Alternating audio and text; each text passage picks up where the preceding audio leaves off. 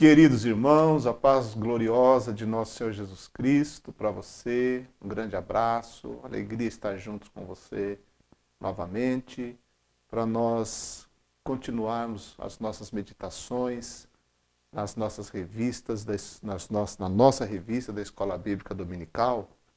A lição agora que vamos estudar da classe dos adultos é a lição de número 2, que traz por título A Beleza e a Glória do Culto Levítico.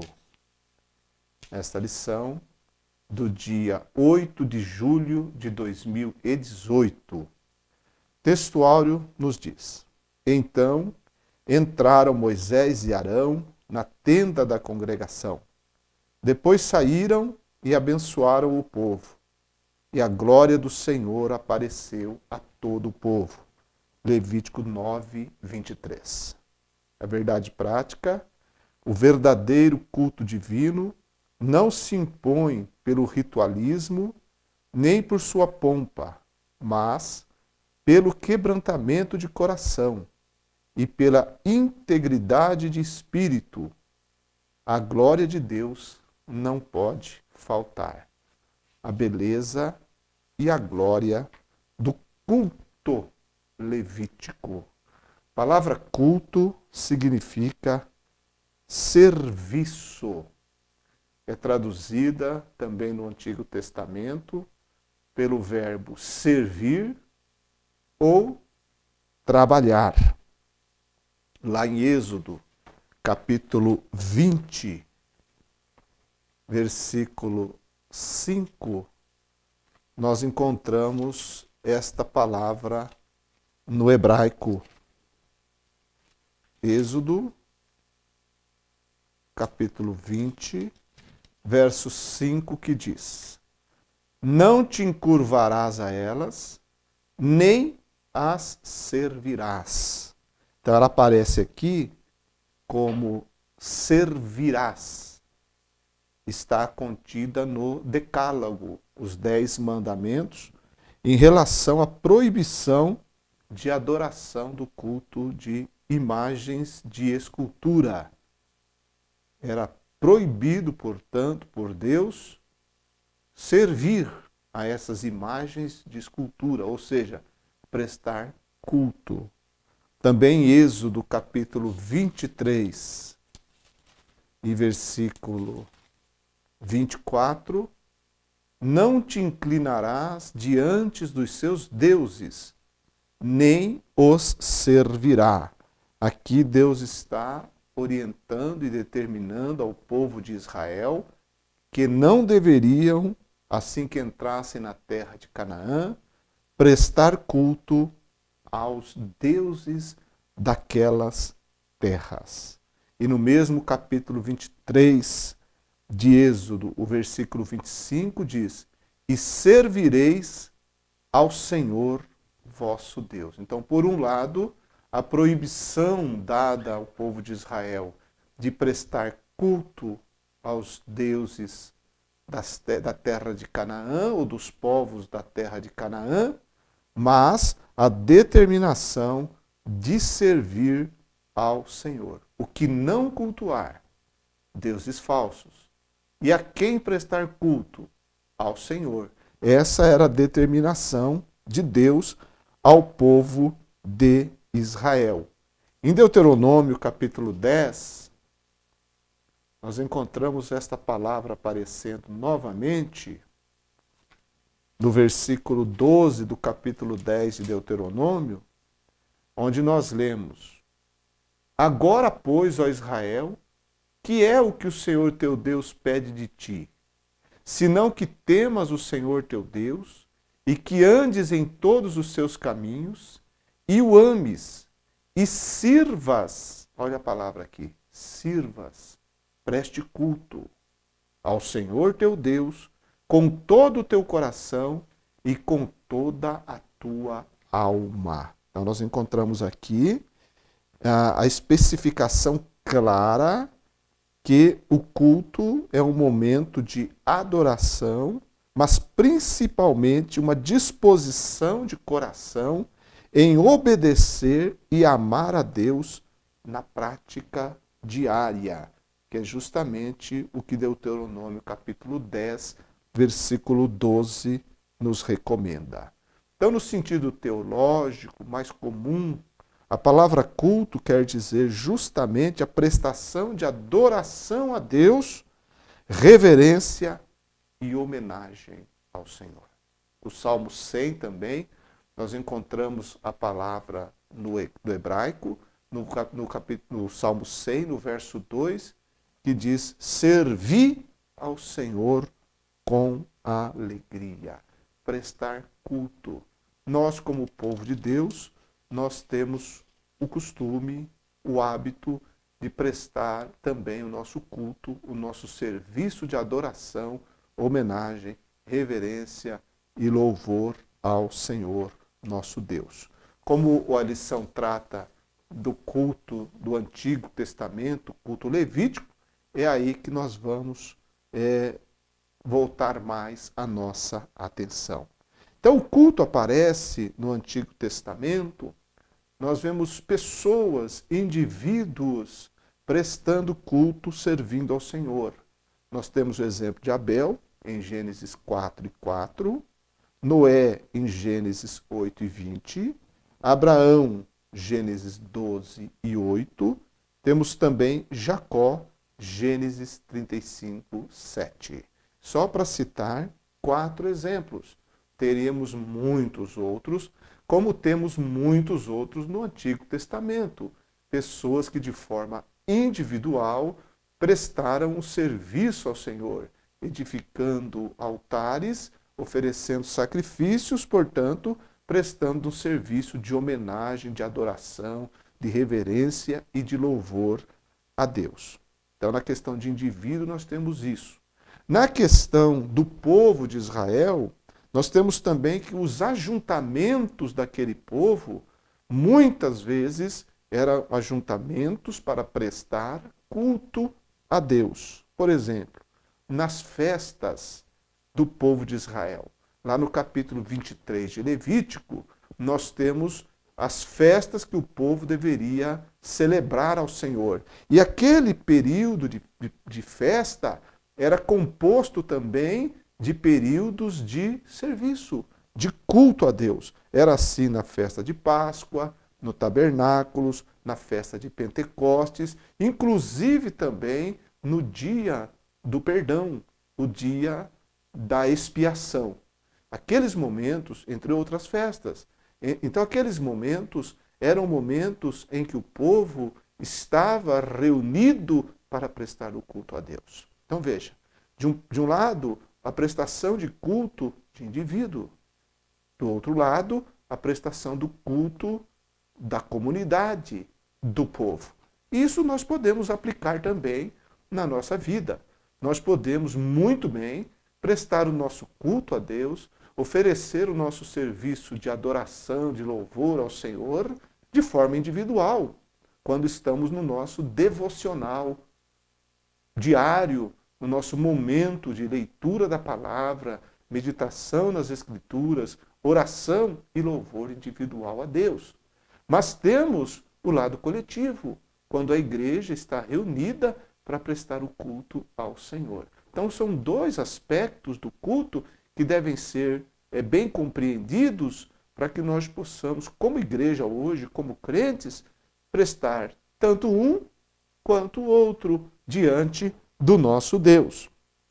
Outro momento também que nós encontramos no meio do povo de Israel com relação à prestação de culto é na dedicação do tabernáculo, lá em Deuteronômio capítulo 40.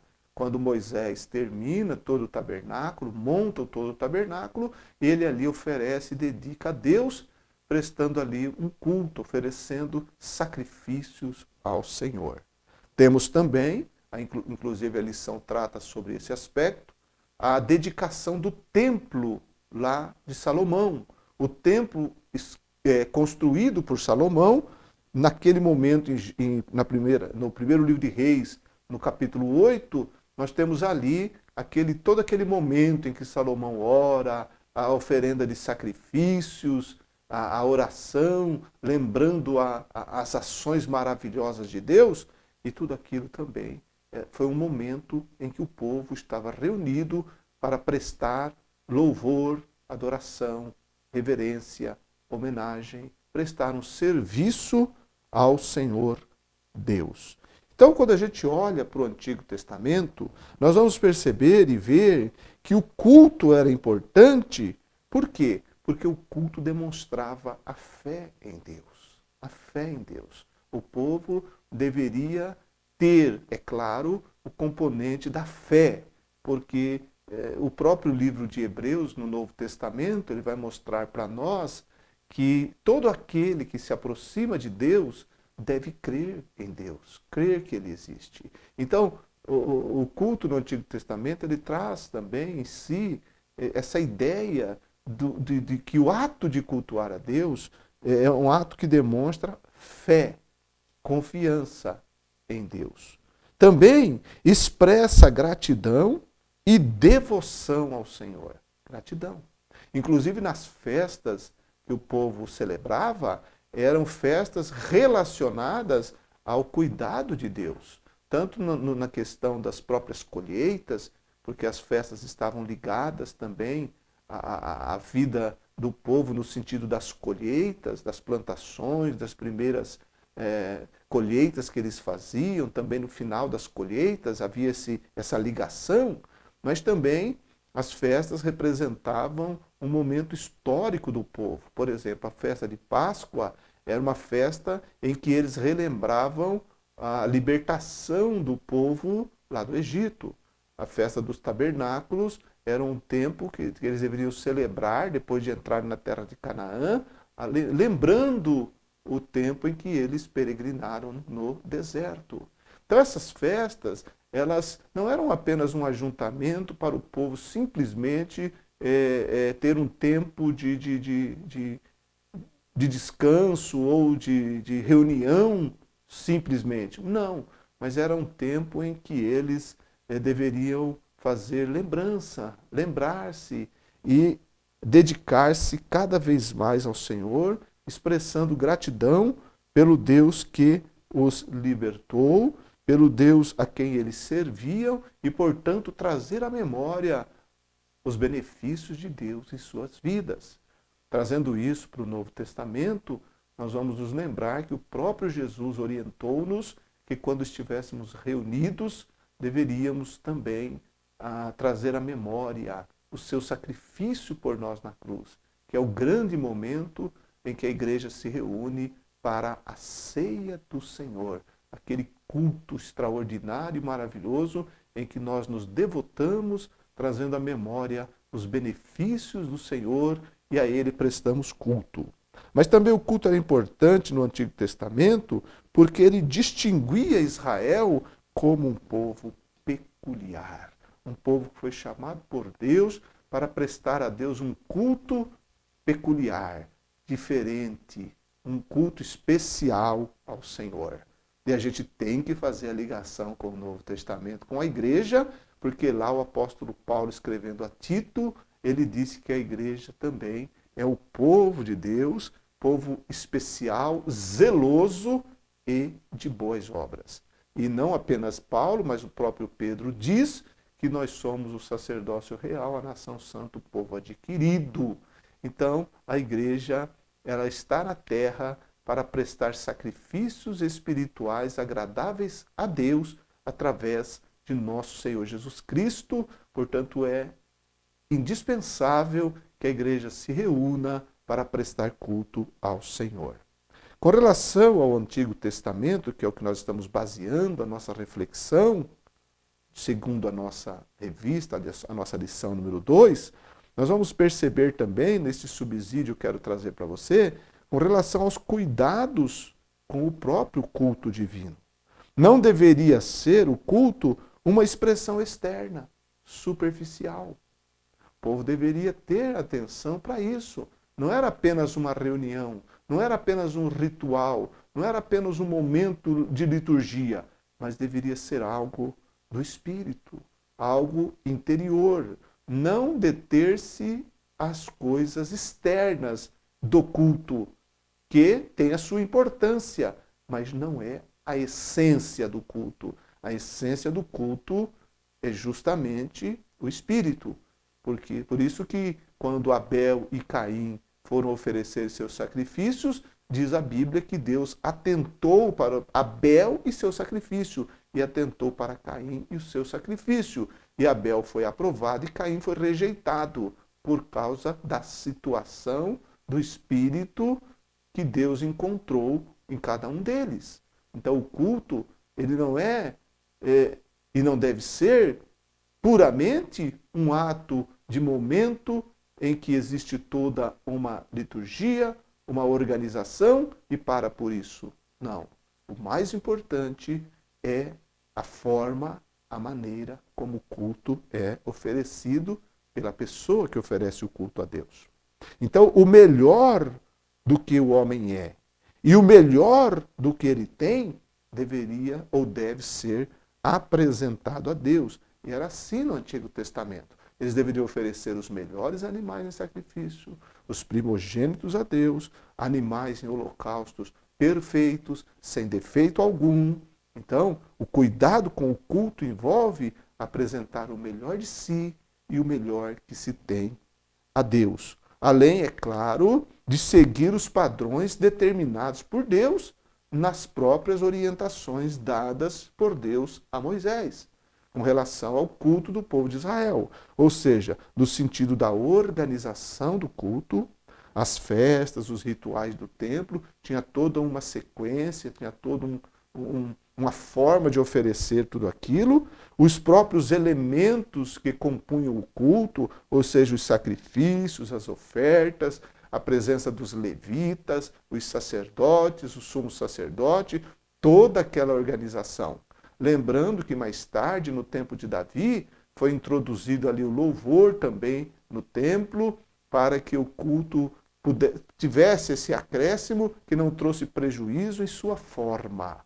Então hoje, nós quando olhamos para o culto do Antigo Testamento, nós vemos uma beleza externa muito grande, todo um ritual muito bem organizado, mas lembrando sempre que tudo aquilo tinha suas representações, mas o mais importante era a fé, o amor, a devoção, a gratidão e a entrega que o povo deveria fazer de si mesmo a Deus e expressar tudo isso de acordo com o que estava previsto, porque tinha forma correta de apresentar o culto, mas apresentar tudo aquilo na essência do seu ser, na devoção verdadeira.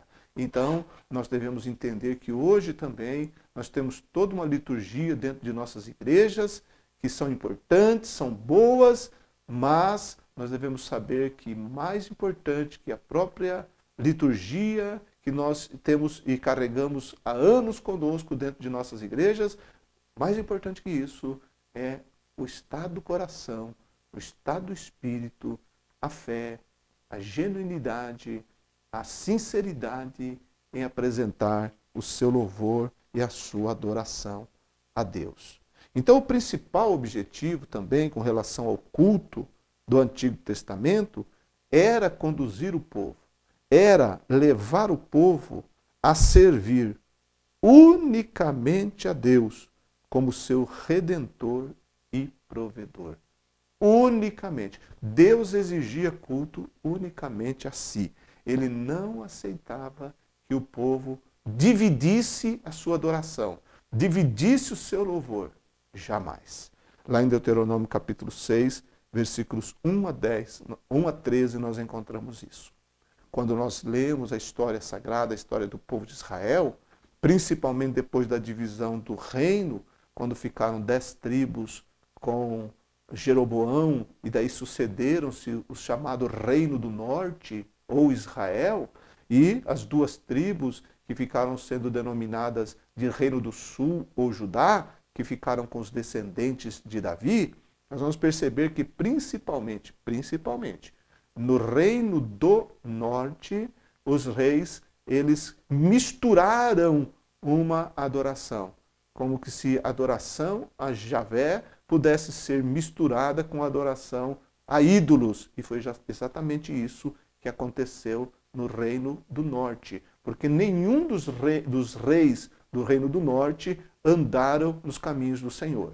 Já o Reino do Sul, a maioria dos reis, eles andaram nos caminhos do Senhor, alguns apenas com uma retidão muito mais exemplar, outros mais ou menos, e alguns outros que se desviaram e prestaram cultos de fato a outros deuses e até misturaram com o culto ao Senhor Deus Todo-Poderoso. Então, e nós vemos que a punição de Deus veio para o povo por causa da desobediência, por causa da idolatria e por causa de não servirem ao Senhor integralmente e exclusivamente ao Senhor. Eles misturaram-se. Aquilo que Deus havia dito que eles não deveriam fazer com relação aos deuses das nações que eles entraram para conquistar, infelizmente, muitas vezes eles se contaminaram. Inclusive, um clássico exemplo de idolatria e contaminação espiritual aconteceu com Salomão, que no final da vida se perverteu, e a Bíblia diz que por causa de suas muitas mulheres, seu coração foi pervertido, e Salomão, o mesmo que construiu o grande templo, foi quem construiu altares aos deuses de suas esposas, e ali então o seu coração foi corrompido.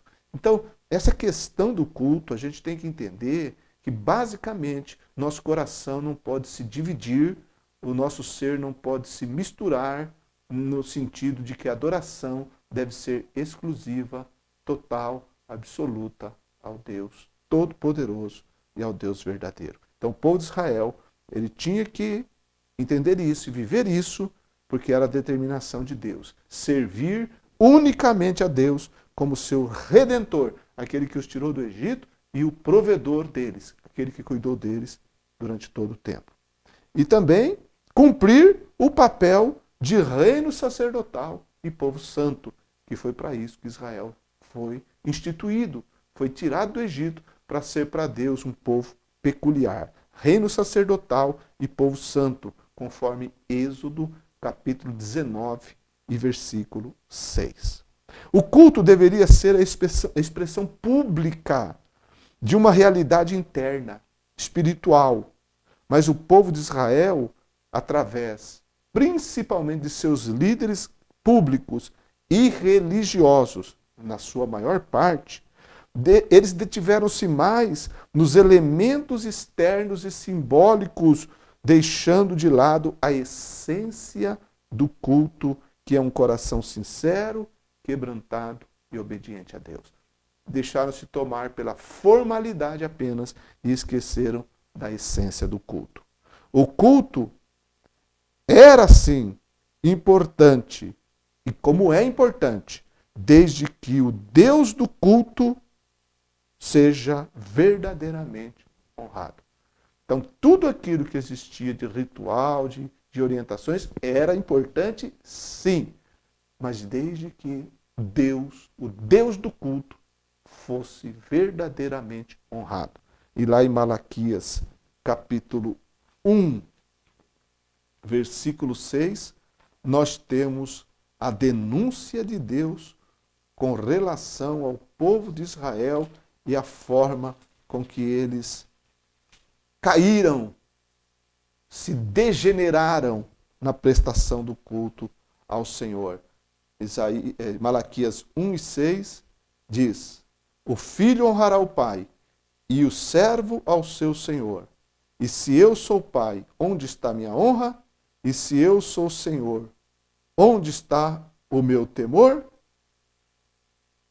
Diz o Senhor dos Exércitos: a vós, ó sacerdotes, que desprezais o meu nome. E em que desprezamos nós o teu nome? Versículo 7. Ofereceis sobre o meu altar pão imundo e dizeis: não te havemos profanado? Nisto que dizeis, a mesa do Senhor é desprezível. Versículo 8. Porque quando trazeis animal cego para o sacrificardes, não faz mal. E quando ofereceis o coxo ou enfermo, não faz mal. Ora, apresenta-o ao teu príncipe, terá ele agrado de ti? Ou aceitará ele a tua pessoa?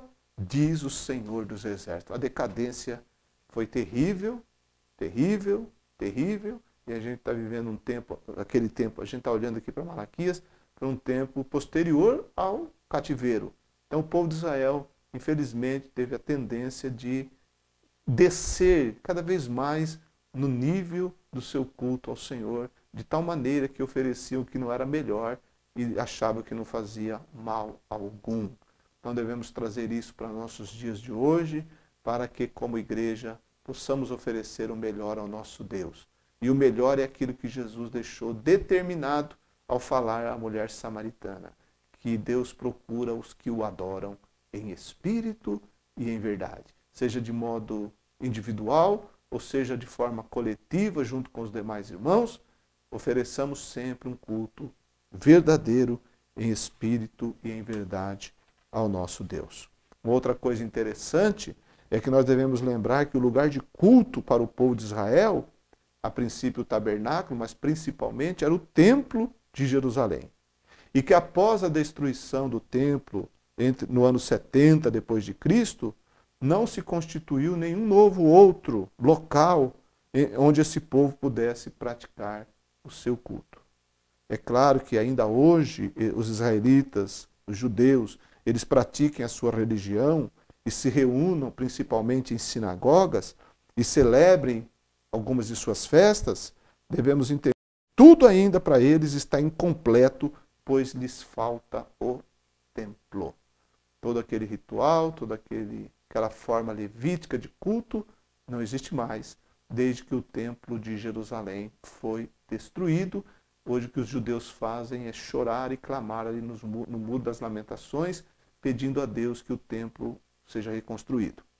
E então eles não têm mais todo aquele culto, todo aquele ritual que havia durante o tempo em que o templo permaneceu de pé.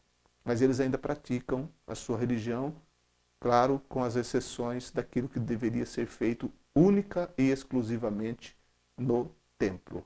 Mas isso é o povo de Israel. Nós, como povo de Deus, entendemos que nós podemos prestar o nosso culto independente do lugar, porque Jesus disse, a mulher samaritana, eu cito novamente, não é no monte, nem no templo, em que os verdadeiros adoradores adorarão o Pai. Porque Jesus disse, naquele dia, a hora vem e agora é, em que os verdadeiros adoradores adorarão o Pai em espírito e em verdade, independente do lugar. Que assim possamos fazer, que assim possamos viver com todas essas ricas lições do culto levítico, do culto do Antigo Testamento. Que Deus continue nos abençoando e oremos juntos dizendo, Pai, nos ajude a prestar a Ti o melhor do nosso culto, Te adorar em espírito e em verdade, porque o Senhor merece o melhor de nós. E o melhor queremos Te dar através de Jesus Cristo, que nos redimiu e nos salvou. No nome dele oramos. Amém. Que Deus continue abençoando a você e a todos nós.